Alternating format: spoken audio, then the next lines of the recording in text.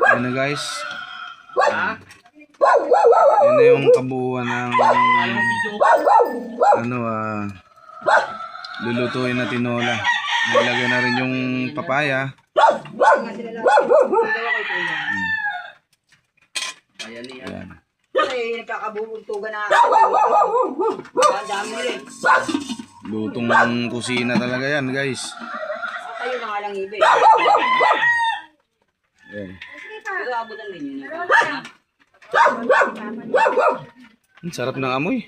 Iba talaga pagkasariwang tanlad. Sariwang papaya. Papaya, pinapalambot ng papaya. Papaya na lang pinapalambot. Aawatin na sa apoy yan. Ayan. Yan ang aming cook. Uy, bati ka naman. Ayaw bumati guys. Masungit ang aming cook.